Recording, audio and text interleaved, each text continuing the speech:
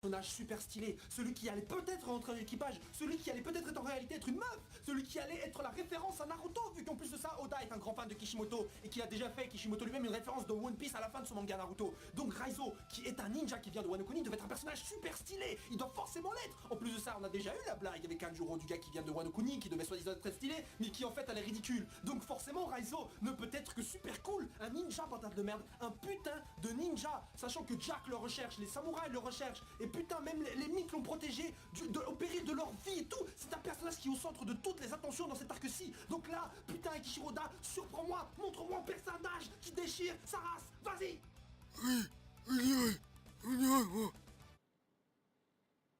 Putain de bordel.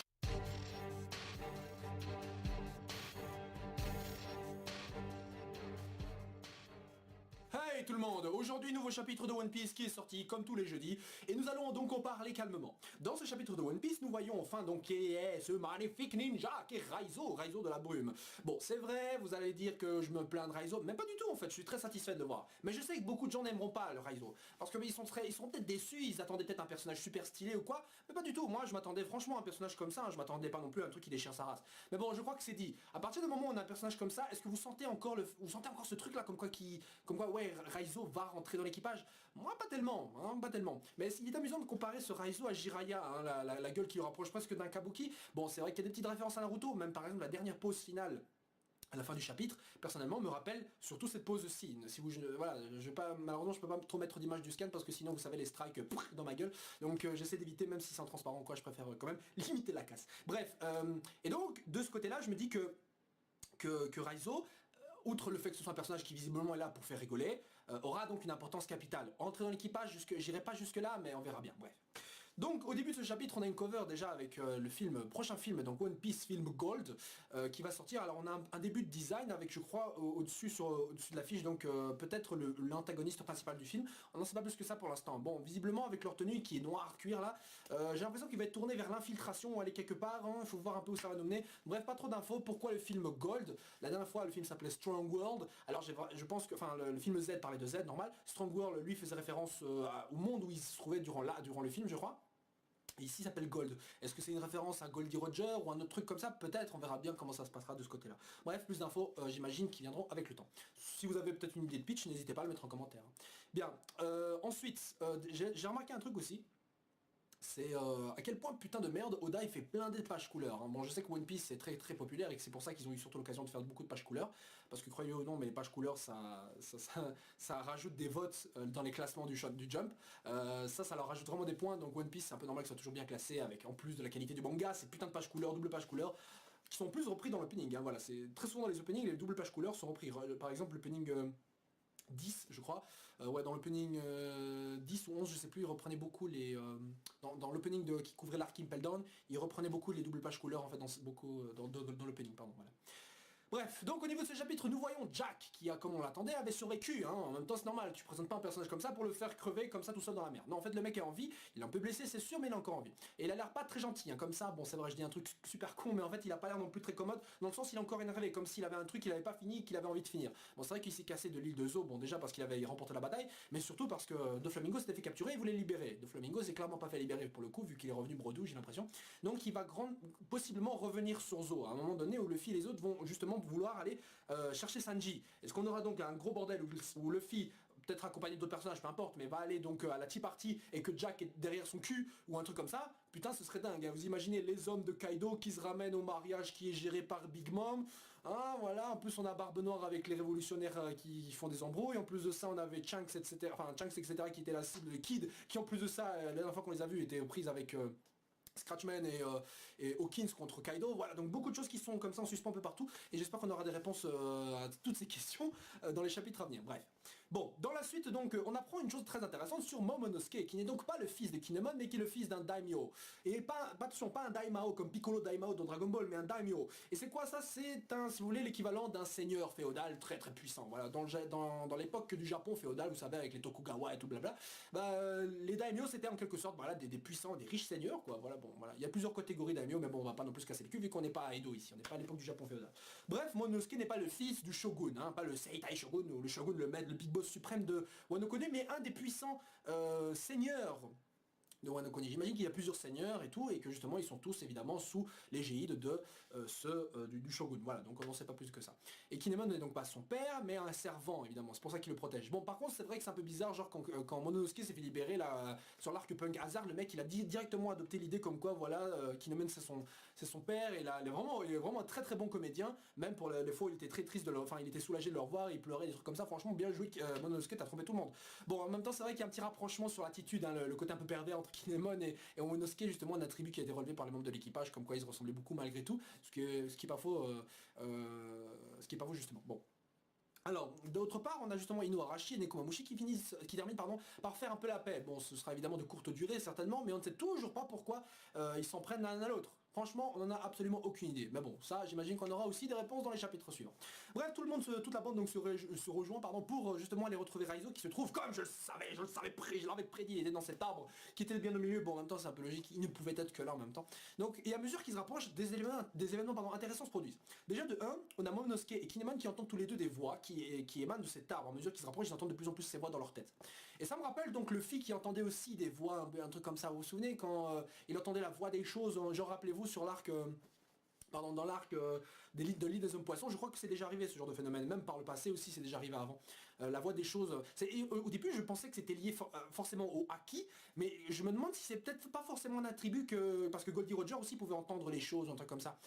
Et je me dis que peut-être c'est pas forcément un attribut lié au haki, ou voire même au haki des rois. Franchement je me demande. Parce que bon, Kinemon et Mononosuke sont capables de l'entendre. Et en plus de ça, Nekomamushi et Inuarashi font le commentaire comme quoi oui ça leur rappelle un homme qui était capable de faire ça aussi. Goldie Roger. Donc il y a de grandes chances, je suis à 90% certain que Goldie Roger est déjà passé dans cette île, il a déjà rencontré les Mink. Est-ce que c'est à cette occasion-là qu'ils ont rencontré justement Shanks? C'est possible, hein, j'avais théorisé comme quoi ils n'avaient pas forcément rencontré Shanks quand il avait eu son équipage, hein. Ça pouvait très bien être quand il était encore dans l'équipage de Goldie Roger, ou quand il venait à peine de quitter son équipage. Voilà, donc ça serait visiblement, ils ont rencontré Shanks alors qu'il était encore jeune et qu'il était sur le bateau avec Goldie Roger. Donc un attribut assez étrange. Pourquoi Monosuke et Kinemon peuvent entendre ces voix? Quelle est leur similarité entre ces deux personnages? C'est déjà de 1, ils viennent de Wano Kuni tous les deux. Ils servent le même clan. Est-ce que le fait de pouvoir entendre les choses provient du même clan ou un truc comme ça? C'est peut-être possible. Est-ce que c'est quelque chose que les gens sur Wano Kuni, en tout cas ceux qui ont un sang important, ou ceux qui sont doués, je sais pas, ou qui ont des prédispositions naturelles, sont plus aptes à entendre ces choses? Peut-être. Et c'est là justement que je fais un lien avec une ancienne théorie, je renvoie à ma vidéo du chapitre 798 ou 799 sur la théorie du shogun perdu. Rappelez-vous, dans cette théorie j'avais mis que Zoro était en réalité le fils d'un shogun perdu. C'était en réalité que Zoro descendait d'un shogun très connu de Wano Kuni et qui est un gosse qui aurait disparu, parce qu'on sait rien du tout sur le passé de Zoro. Hein, ce n'est pas une théorie que j'ai inventée bien entendu, mais c'était une théorie que très peu de personnes soulèvent et que je voulais soulever maintenant, parce que je pense que le lien que je suis en train de faire, personne n'a fait. Ouah, exclusivité. Non, je déconne, excusez-moi, je suis très fier de moi. Bon bref, non, j'ai aucun mérite. Désolé. Donc dans cette théorie, Zoro proviendrait aussi alors de Wano Kuni et serait alors capable d'entendre aussi les choses. Est-ce que Zoro a-t-il été déjà capable d'entendre la voix des choses? Je me dis non, pas vraiment, c'est vrai. Mais en fait, si on se rappelle bien, il y avait sur Alabasta la fois où il avait entendu l'appel de son sabre, la voix des choses ou un truc dans le genre. Bon, vous allez me dire, oui, mais c'est le haki, c'est un truc comme ça. Et je me suis dit, c'est vrai, mais depuis lors, on n'a jamais vraiment vu cette capacité être réutilisée. On voyait que ce pouvoir, enfin, cette capacité à entendre les choses, le souffle de vie de chaque chose, pour utiliser cette technique, le shish sand. Mais au final, cette technique, en réalité, exploite juste le fait que c'est un sabreur doit toujours... un sabreur choisit ce qu'il découpe, et pas découper tout ce que le sabre peut faire. Enfin, je ne vais pas vous expliquer trop, c'est un peu compliqué de vous expliquer ça, sinon je vais m'embrouiller. Donc revenons à ce que je disais. Donc il est possible que ça, ce soit les prémices de la même capacité que Kinemon et Monosuke ont déjà naturellement. Et donc peut-être que c'était un indice pour nous dire que Zoro provient peut-être de Wano Kuni. En plus de ça, l'auteur il aime bien mettre en avant des personnages qui en fait sont liés quelque part, hein, qui sont très liés, mais qu'il leur arrive des trucs qui en réalité sont quand même des clins d'œil à ce qui leur arrive plus tard. Rien que Sanji, le fait qu'il s'appelle Prince, qu'il ait combattu le personnage là, qu'il a rencontré ceci, ça. Enfin, vous voyez. Et donc peut-être Zoro, le fait qu'il ait combattu en plus de ça déjà Ryoma, qui venait aussi de Wano Kuni, qu'il ait obtenu le Shisui, non, pardon, le nouveau sabre maudit, j'ai oublié comment il s'appelait, que possédait Ryoma. Et donc peut-être que ça, justement, c'était pour dire que c'était une capacité qui est peut-être liée à Wano Kuni. C'est peut-être un truc qu'ils ont que eux. Enfin, pas que eux, évidemment, mais qui vient peut-être qui est une spécialité, on va dire, de Wano Kuni, un peu comme le mantra qui est très bien utilisé par la garde de Enel et Enel lui-même sur Skypiea. Hein, bon, c'est un exemple, hein, bon, je suis pas en train de dire que voilà, c'est eux qui ont inventé ça, etc. Parce que Luffy en est capable, Goldie Roger en est capable, donc peut-être que c'est aussi un lien avec la descendance des anciens peuples, du siècle oublié, etc. Voilà, donc c'est assez flou comme théorie, mais je pense qu'on tient peut-être un petit début d'un truc, hein, c'est intéressant, je pense, de soulever ce genre de détails. Bien. Donc, pour continuer ce que je disais, donc éventuellement, donc Wano Kuni rencontrera donc le shogun, j'ai hâte de voir qui il est, hein, parce qu'il a l'air d'être relativement assez puissant. Et le fait qu'on mentionne tout ça, le fait qu'on parle donc des clans et tout ça, le daimyo, peut-être que le prochain arc sera visiblement Wano Kuni. Bon, c'est vrai qu'il y a encore Big Mom, mais peut-être que Wano Kuni sera l'arc final de cette partie de One Piece. Je sais, de cette partie de One Piece, je dis ça, mais il n'y aura peut-être pas d'ellipse, même si... Je pense qu'il y en aura une. Pas de la même manière qu'on a eu la dernière fois, mais genre avec un pouvoir, genre ouais, en fait ils sont dans un endroit où ils vont rester enfin pas congelés à la Fairy Tail, mais genre dans cet endroit à l'intérieur il va se passer le temps va se passer très lentement alors qu'à l'extérieur en fait pas du tout, un truc comme ça. Voilà, je théorise juste un peu si on lit ça avec le soi-disant pouvoir de Shanks qui peut ralentir le temps ou je sais pas quoi, enfin c'est comme dans un jeu. Enfin bref, ça. Je veux pas non plus aller dans tout le coin. Donc, pour continuer, donc ce chapitre ils arrivent finalement donc là où se trouve Raizo qui était enchaîné, et il avait intérêt à être enchaîné ce connard, parce que quand on voit ce qui arrivait au Mink pour le protéger sa gueule, il avait intérêt à être enchaîné ce connard. Donc, on le retrouve avec une gueule assez... voilà, une gueule bien spécifique, je veux dire, là, il est assez marrant. Évidemment, dès le départ, tout le monde lui demande de faire des trucs, genre, vas-y, fais un Kagebunshin, fais une technique de Katon, de Sultan, etc. Évidemment, d'ailleurs, c'est assez marrant que ce soit Law qui lui demande justement d'utiliser le Bunshin no Jutsu, enfin la technique de clonage, qui est évidemment la technique signature de Naruto avec le Rasengan. Mais voilà, donc je trouvais ça assez drôle justement que ce soit Law qui le fait, surtout que très souvent, Law avait l'apparence d'un mec très sérieux, mais on avait déjà eu la fois où le mot ninja était prononcé, Law était là, quoi, ninja. Bah voilà.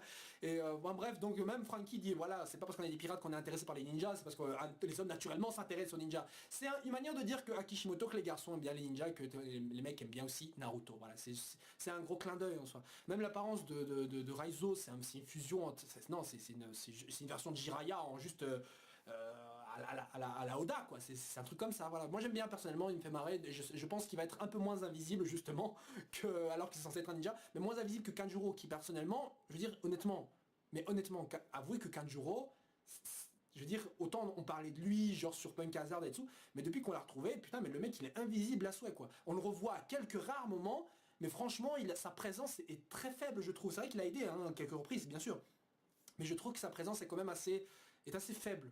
Pourtant le mec il est haut en couleur, hein, il est super flashy, hein, tu veux pas le louper dans la nuit. Hein. Mais voilà, donc je pense que Raizo lui va un peu, leur trio réuni ils vont être très marrants à 3, donc j'ai hâte de voir ça.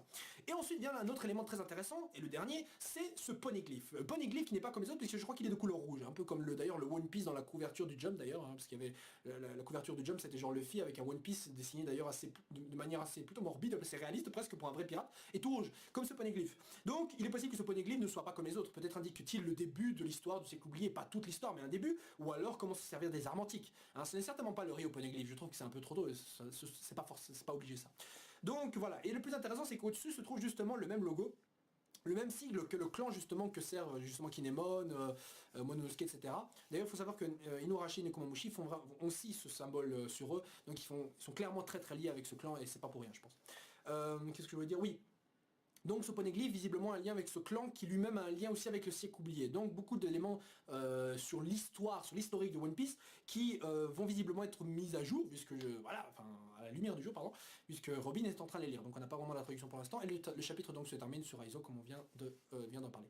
Voilà, donc on n'en sait pas vraiment plus sur ce poneglyph, même si ça m'intéresse beaucoup. Et franchement j'étais en train de gueuler il y a quelques temps quand on était encore au début des flashbacks. J'étais là putain mais qu'on nous montre un poneglyph, c'est Zo, ça existe depuis 1000 ans, obligé qu'il y ait un poneglyph. Donc il est là, enfin, pour rendre ça un peu plus intéressant. Et ça fait encore plus le parallèle avec l'arc Skypiea où se trouvait justement un poneglyph protégé par les guerriers des Shambhala, je sais pas quoi. Donc là ici on a un autre poneglyph qui est visiblement aussi protégé en quelque sorte par les Mink. Hein, donc on a toujours cette tribu qui protège le poneglyph, donc le parallèle avec l'arc Skypiea, Zo, voilà, il est de plus en plus fort. Hein. Je pense que c'est même plus un hasard. Bref, donc si on suit la logique, le prochain arc sera genre Water 7 et Enies Lobby, donc infiltration, Tea Party, libération de Sanji. Voilà. Et l'arc après Enies Lobby c'était genre un arc contre Shishiboka et c'était l'arc de Thriller Bark, donc on découvre un endroit et on bute le boss, donc peut-être que le prochain endroit, Wano Kuni, on découvre un endroit puis on bute le boss. Qui ça exactement?